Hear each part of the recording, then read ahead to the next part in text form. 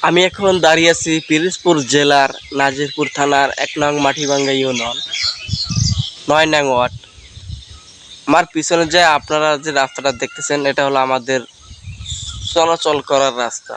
এই যে রাস্তাটা যখন বৃষ্টি হয় তখন রাস্তাটা পুরো কাদা কাদা হয়ে যায়। এই রাস্তাটায় একটা গাড়িও চলে না। ছোট ছোট ছেলে মেয়েদের স্কুলে যেতে অনেক কষ্ট হয়। এই রাস্তা দিয়ে স্কুলে যেতে পোলাপানের ২ সেট জামা কাপড় লাগে। আমি এই ছোট ছেলের কাছে আমি হোসাইনের কাছ থেকে শুনি। হোসাইন, তোমরা যখন এই রাস্তায় চলাচল করো তখন তোমাদের মানে কেমন লাগে কি? আমাদের জন্মের মতন কষ্ট হয়। যাওয়ার সময় পাচার খাইতে হয়, আসার সময় পাচার খাইতে হয়, আর সব সময় ২-৩ কাপড় সেট জামা লইয়া যাইতে হয়। আর নয় আমরা পাচার খাই, তারপর আবার বাড়ি আসা লাগে। এরকম করতে করতে আমাকেও স্কুলের টাইম শেষ হয়ে যায়, আর স্কুলে যাইতে পারি না। ওই ছোট ছেলেটা হোসেন কি বললো শুনছেন?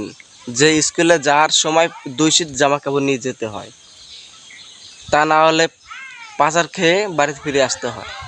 তাই আমার নতুন এমপির কাছে আমাদের একটাই আবেদন, মাসুদ পুরে ১ আসনের এমপি মাসুদ সাইদি এবং আমাদের নতুন সরকার কাছে একটি আবেদন, তারা যেন আমাদের এই রাস্তাটা যত তাড়াতাড়ি সম্ভব এই রাস্তাটা যেন তারা করে দেয়।